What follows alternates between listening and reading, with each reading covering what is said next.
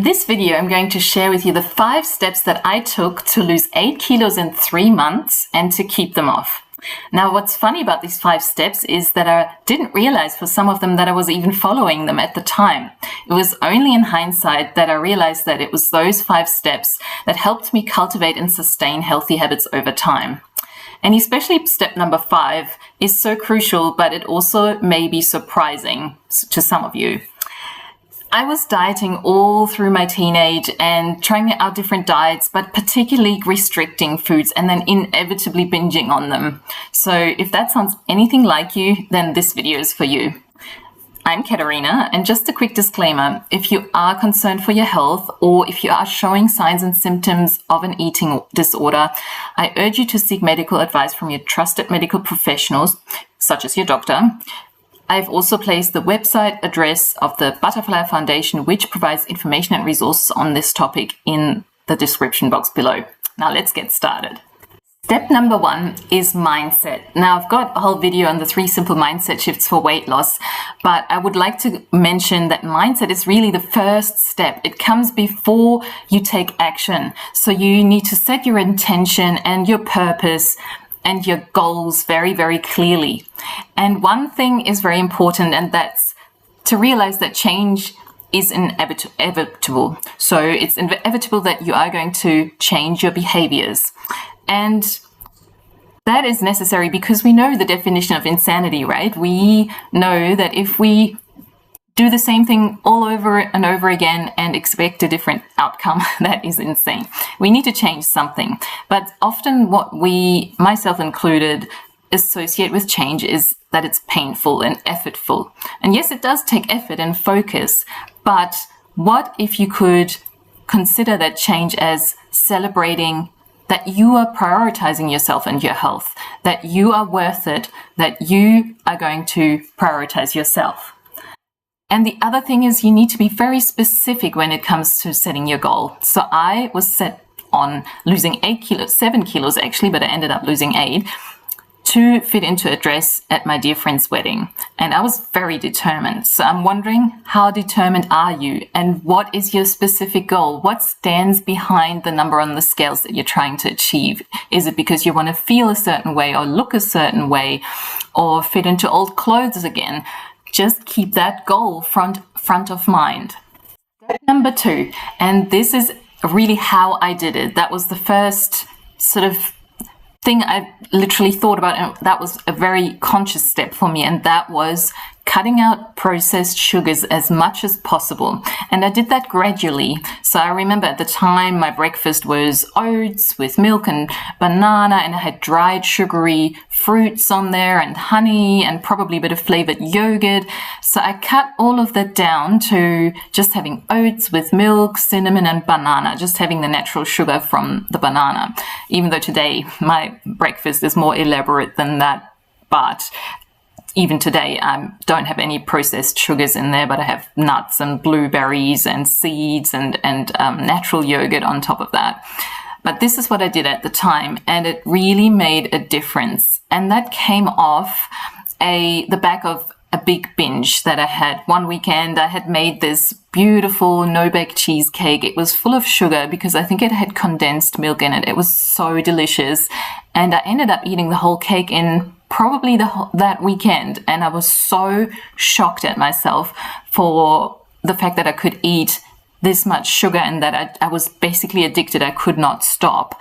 So that was also one of the triggers to try to get off sugar as much as possible. But again, not within the deprivation mindset. I would still allow myself things, but in moderation. But that was my big focus, to cut out sugar gradually, and the processed sugar especially. Step number 3, and that was cooking for myself. Well, I was in a full-time job, I was in a regular routine, and I was in a position to just test things out and cook for myself.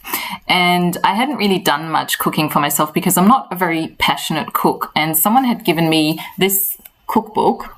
I'll see if I can link it for you below. It's a very tiny book, but it's got lots and lots of recipes in there and lots of different ones. And at the time I was on a vegetarian diet, but I do not believe that's what particularly helped me to losing weight. But what it did do is, first of all, obviously these recipes are full of vegetables, so you get lots of nutrients and increase your fiber intake, which helps with the regularity of your digestion. And you're obviously then eating nutrient-dense foods, and that was certainly helping. And all of these recipes that I used from here came out so well, and I just really enjoyed the food that I was eating. And the benefit of cooking for yourself is obviously that you know what goes into your cooking, and it's whole foods only, and it's really it's making everything from scratch. And you think that might sound like a lot of effort, but really if you cook once a week and make a bulk of a number of meals and then freeze half of them, then by the time a few weeks have gone by, you've got a few meals to choose from your freezer, and you have the freshly cooked meal for a couple of days and then supplement with the other frozen meals that you've got in the freezer, just to make things more efficient and doable and practical for you. And I've also got a video on how I make some lovely treats that are sweet but based on dates, so they don't have any processed sugar on them as well. So that's what I did. But also, if you find that it's a bit tricky to make everything yourself, at the very least you should check the ingredient labels on the foods that you buy.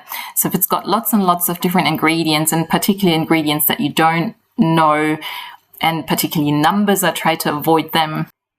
Step number 4, and that was a very intentional step for me, and I was very conscious of that one at the time, and that was gradually tweaking my diet. I was asking myself every week, where would the next pound come from that I would lose? I would weigh myself once a week, and I would see progress every week, and that really kept me motivated to keep that flow going. But every week I would ask myself, what can I tweak in my diet every week, this week, to lose the next pound? And that could have been, lowering your sugar further by, for example, replacing your Mars bar with a banana in the afternoon, or it could be increasing your intake of vegetables further to increase the fiber intake and to make you feel full for longer. So that was something that I was very intentional about, so to keep yourself on track with your goal.